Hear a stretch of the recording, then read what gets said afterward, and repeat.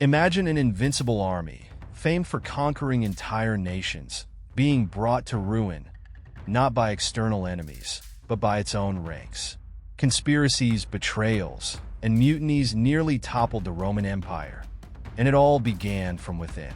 The soldiers who swore allegiance to the empire, meant to be Rome's shield and sword, became the greatest threat their commanders ever faced. How could the very army that ruled the world come so close to tearing itself apart? These are more than stories of rebellion. They're gripping human dramas, fueled by pride, ego, and devastating mistakes with catastrophic consequences. They remind us that even the mightiest empires can crumble from internal chaos. Why did these mutinies erupt? What disastrous decisions drove disciplined men to revolt? And how did these moments shape Rome's future, preventing the legions from becoming an unstoppable nightmare? In today's video, we'll explore 4 of the most shocking mutinies in Roman military history, dissect the fatal missteps of their commanders, and reveal how these internal crises almost dismantled the most feared war machine in history. Get ready for a story packed with tension, betrayal, and decisions that could have forever changed the fate of the Roman Empire. If you're passionate about uncovering the hidden secrets and dramas behind Rome's greatest stories, give this video a like and subscribe to the channel now. Don't miss out on a single detail and help us keep bringing epic content like this straight to you. Rome, the pinnacle of ancient civilization, seemed invincible, a colossal empire built on discipline, strategy, and iron will. But beneath its unyielding surface lay cracks no one dared to acknowledge. One such crack was exposed in the 2nd century BC when Eunice, a man of humble origins in Sicily, claimed divine visions and sparked a rebellion among enslaved miners and laborers. Armed with little more than sheer desperation and religious fervor, Eunice turned an oppressed workforce into a ferocious army. His followers believed his prophetic promises, fueling their courage to challenge the might of Rome. But how could a group of under-equipped slaves achieve such devastating victories against a world-class military force? Eunice's tactics were as unconventional as they were effective. Using guerrilla warfare, his army exploited the Roman commander's lack of familiarity with Sicily's rugged terrain. He divided his forces to strike where the Romans least expected, sowing chaos in supply lines and ambushing isolated garrisons. These victories were not just physical, they were psychological. Roman commanders underestimated their opponents, viewing them as mere laborers wielding tools rather than trained warriors. This miscalculation allowed Eunice's rebellion to snowball, gaining momentum with every success.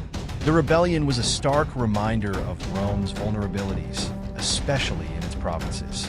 These territories, often overlooked by the Senate, lacked the infrastructure and unity of the capital.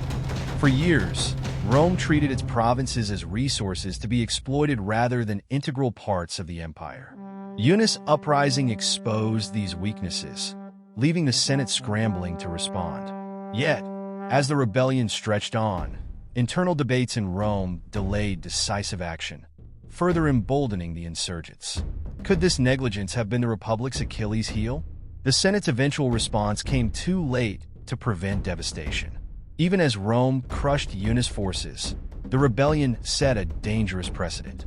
Eunice's vision of hope had spread like wildfire among the oppressed, planting seeds of resistance across the empire. If one prophet-turned-rebel could shake Rome to its core, what would happen when a more disciplined leader rose with a better plan? That answer would come soon enough, as Sicily once again became the stage for an even greater insurrection. Just decades after Eunice's rebellion, Sicily was again gripped by turmoil. This time, the uprising was led by Athenian, a former slave who transformed himself into a military tactician capable of outsmarting Rome's best generals. Unlike Eunice, Athenian approached rebellion with cold calculation rather than prophetic zeal. He organized his forces with precision, training his followers to fight like professional soldiers. Under his leadership, the rebels didn't just survive, they thrived, defeating Roman legions and expanding their influence across Sicily. Athenian success lay in his ability to unify disparate groups of slaves, creating a disciplined force with a singular goal: freedom.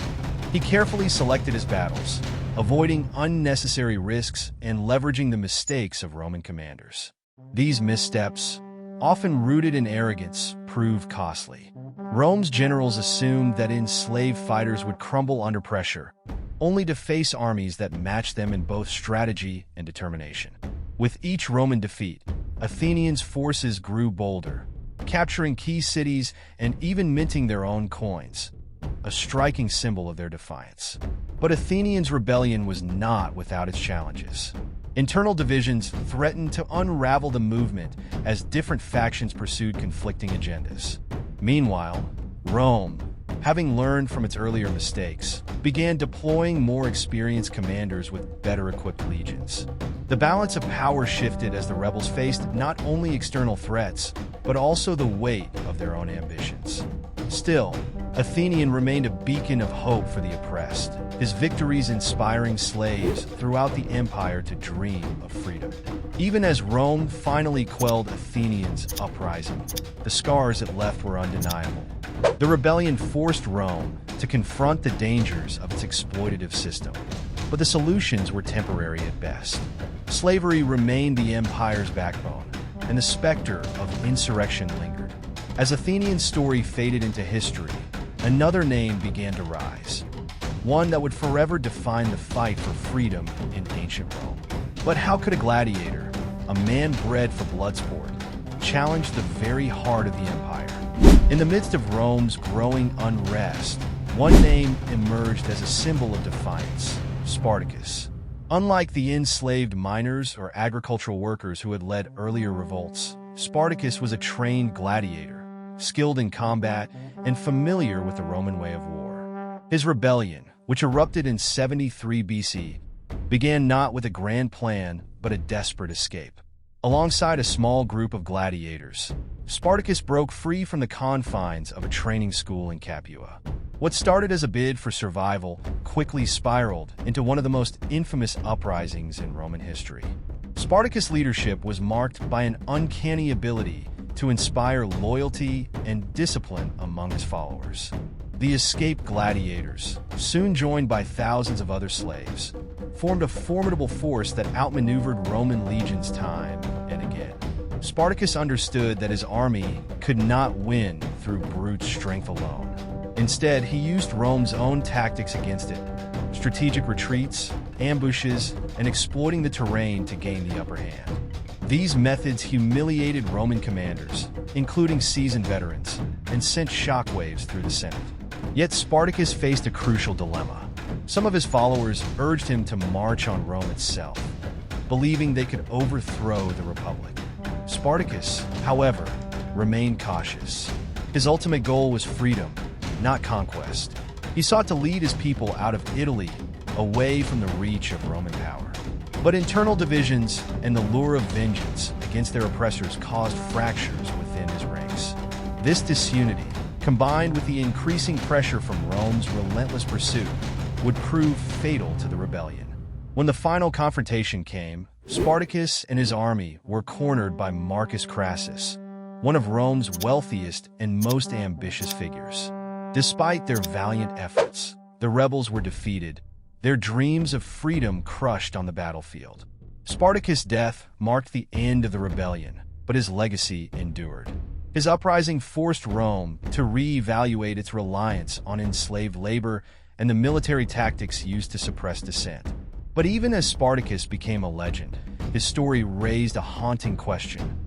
Could Rome ever truly silence the voices of resistance? Nearly 3 centuries after Spartacus' fall, Rome faced another uprising, this time led by Bulla Felix, a man whose name remains shrouded in mystery. Unlike Spartacus, Bulla Felix did not command armies or engage in open warfare. Instead, he waged a guerrilla-style resistance that relied on cunning and subversion.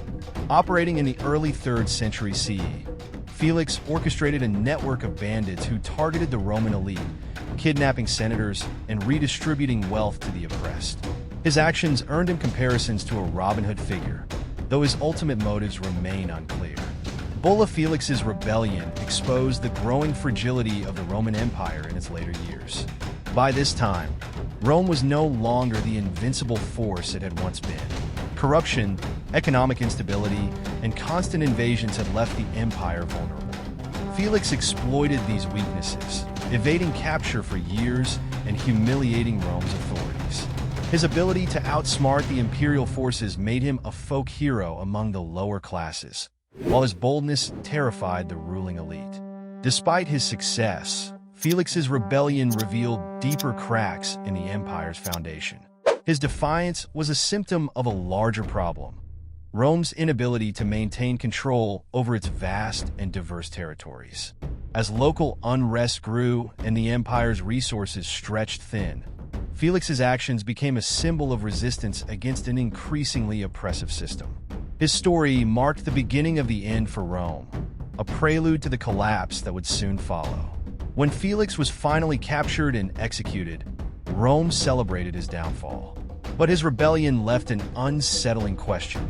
Was he merely a rogue leader exploiting the system's flaws, or was he a harbinger of the empire's inevitable decline? With the echoes of resistance growing louder across the empire, it seemed that Rome's time as a dominant power was nearing its twilight. How many more cracks could the empire endure before it finally shattered? If you found Bulla Felix's story intriguing, you'll definitely want to dive deeper into another mystery of Roman history. In our next video, we explore the lost legions of Rome, those legendary military units that mysteriously vanished, leaving behind only whispers of their fate. Just like Felix's rebellion exposed the cracks in Rome's foundation, these vanished legions raise haunting questions about the empire's downfall. How could entire legions just disappear? And what did their disappearance reveal about Rome's ultimate collapse? Don't miss out on this gripping exploration of history's forgotten warriors. Click now to uncover the truth.